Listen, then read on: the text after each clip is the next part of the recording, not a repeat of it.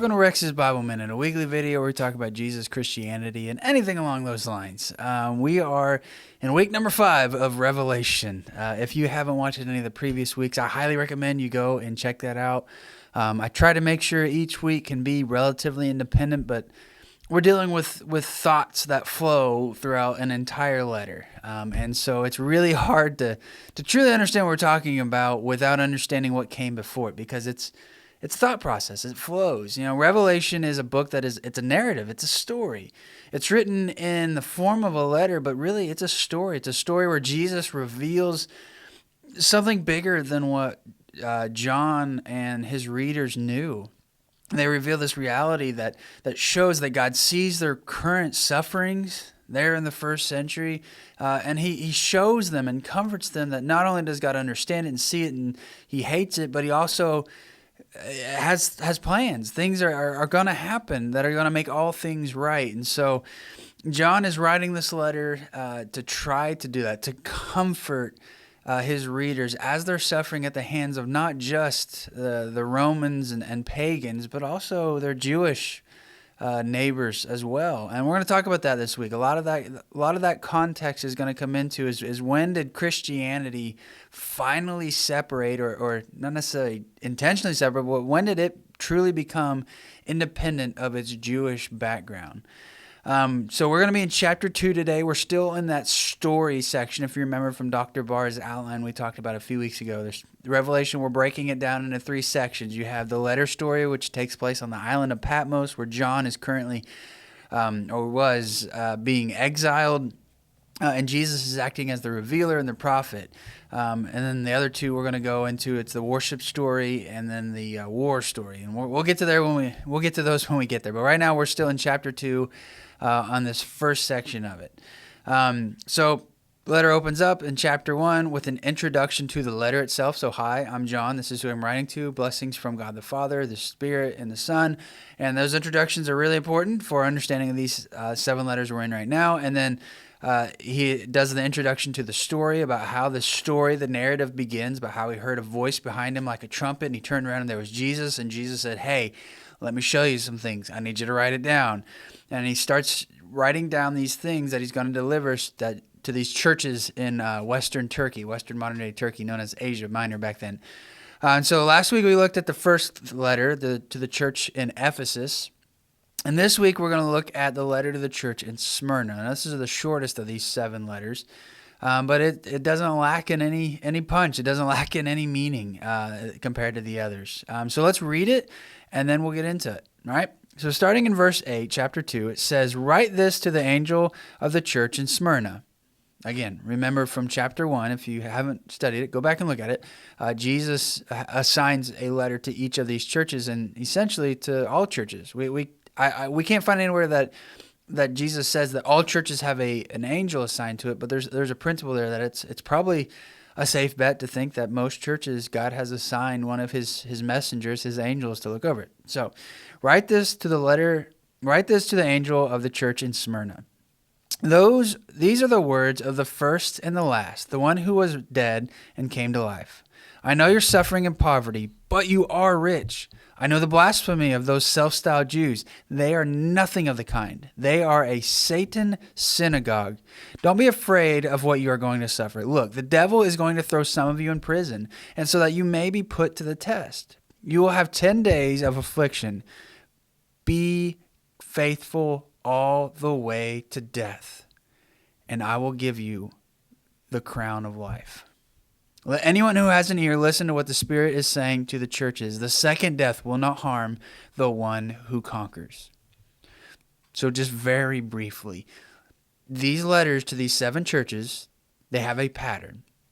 It starts out with addressing the angel of the church that he's writing to, and then Jesus is described using the same language that we see in chapter 1, verses 13 through 18. So again, go back and read that. Those are intentional, the way that Jesus is described there.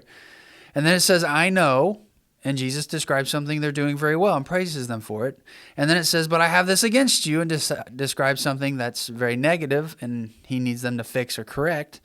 And then he hits this line in every single one that says, "Let anyone who has an ear listen to what the Spirit is saying to the churches," and then he follows that up with a blessing and or a promise. And these are for all churches, but also normally uniquely local. So last week, we saw with Ephesus, Jesus promised them to eat from the tree of life. And we saw that's a eternal life with God as part of his people and the place he creates from and his presence. We see that's a universal thing. And eating from the tree of life means you have life everlasting, okay? And that's a universal for all of God's people.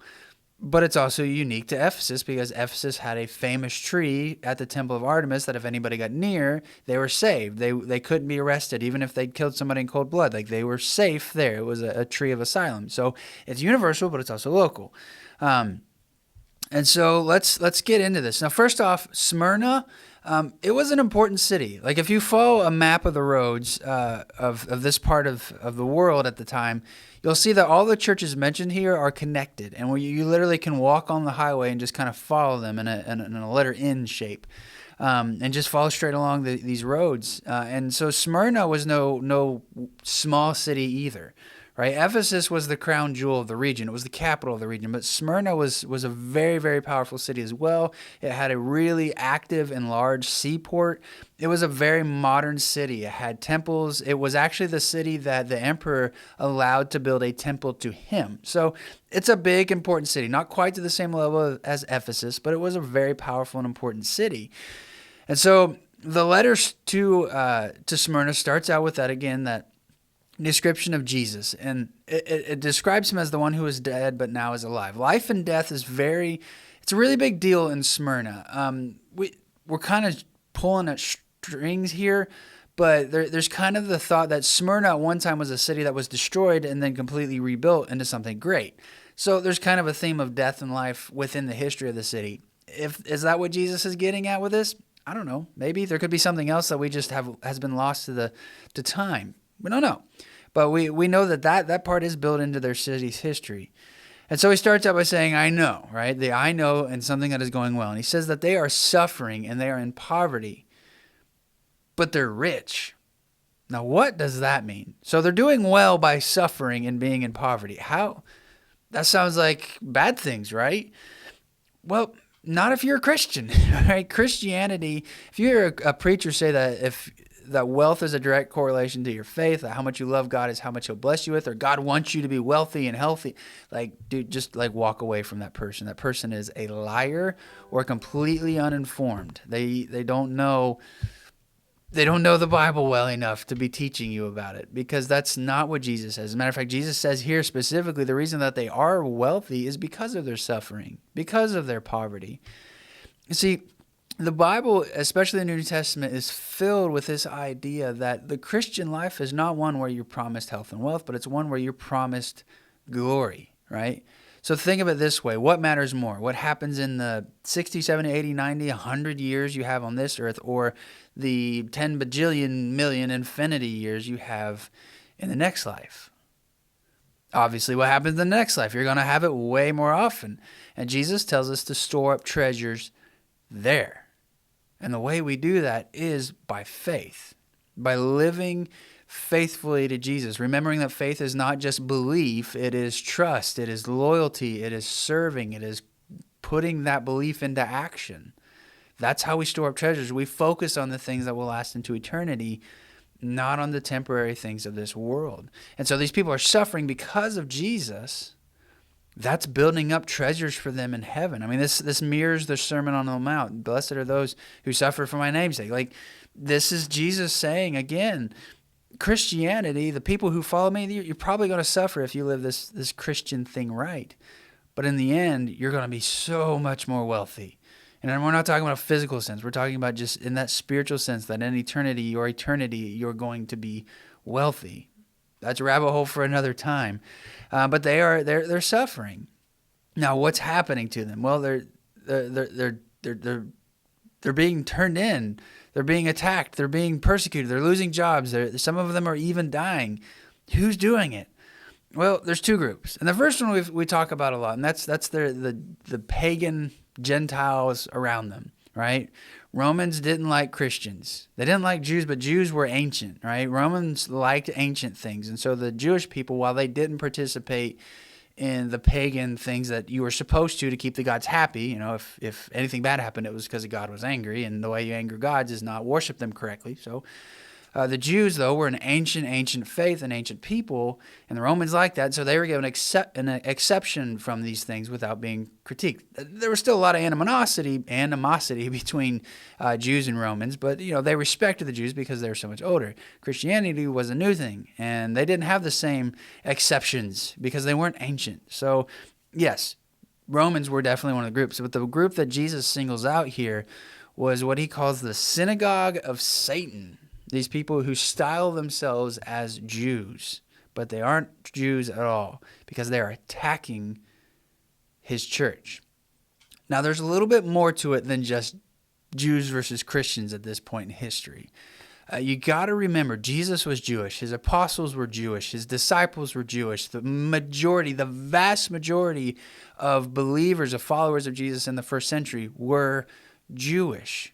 That first century, really up until the middle of the second century, or the early middle, the 130s, Christianity and Judaism largely considered themselves the same thing, right? Like it was more of an infighting amongst Judaism rather than two separate religions going against each other. And the reason that they're struggling against each other is because, especially at this point in history, the temple had been destroyed. The temple was the center of the Jewish world. This was where you made sacrifices to God. This is where you were made right with God. Then Jesus came along and said, we don't need that anymore. The temple system is done. And about 40 years after his death, the Romans destroyed the temple permanently. It still has not been rebuilt. And while Christians didn't need the temple, they still considered themselves Jewish for the most part. It was still the center of their world. And so both the Christian Jewish people and the non-Christian Jewish people, the regular Jewish people, both groups were reeling. They were just trying to catch their breath and figure out how to live life without the temple. And so the Jewish folks, they turned to the Torah, and this is the way it still is today. Like they turned their worship to the first 5 books of the Bible, the Torah, instead of centering on the temple practices, they centered on the Torah practices, on reading the Bible and living a holy life, on keeping the rules well enough. That's what they turned to. And the Christians turned to faith in Jesus. Like, not that they ever weren't doing that, but you've got these two groups that are still trying to figure out how to live life that isn't dependent on Jerusalem. That Jerusalem is no longer the center of their world. It can't be. And so they come into conflict with each other, and they fight each other. Not that Christians really fight back, but that the Jews who aren't accepting of Jesus are saying they are not us, and they are attacking them. And every opportunity they have, not everywhere, but here in Smyrna at least, they are handing them over to be persecuted. They're suffering. They're causing them to lose their jobs. They're splitting up families. They're even handing them over to be killed, to spend time in prison. And so it's an ugly situation. That's why Jesus calls them a synagogue of Satan, because the Jews in this community are attacking Jesus' people. They're attacking his church, the true Israelites. Now, this isn't to say that Jews are evil or anything like that, right? When Christianity and Judaism finally kind of truly decided to identify as separate things, like again, starting around the 130s after the Bar Kokhba revolt, it went both ways, right? Before, it was kind of the Christians still considered themselves part of the Jewish faith, but the Jewish non-Christians didn't, right? So the Jews didn't want that. And after that, it was Christianity had transitioned largely to a Gentile population. And so you'll see in the Apostolic Fathers, specifically the Gospel of Barnabas, which was not written by the Barnabas of the Bible, you see a lot of anti-Semitism, a lot of things that kind of attack Jewish people. Right, and it's bad too. Like it's not a good thing. So it's important to remember that this is a complicated situation where it's more like a family fighting amongst itself rather than two outsiders fighting against each other. One thing I do want to mention here is that Jesus says they will suffer, and they are suffering. And he says that some of you will spend 10 days in prison. This is the first time we get a kind of glimpse of time in the book of Revelation. And the reason that this is important is because time is almost never literal. It's almost always symbolic in the book of Revelation. So 10 days is most likely not literal. It's not that, hey, you guys are going to spend 10 days in prison as a church. Like, no, that's not what it means, okay? Numbers are almost always, not numbers, dates are almost always symbolic.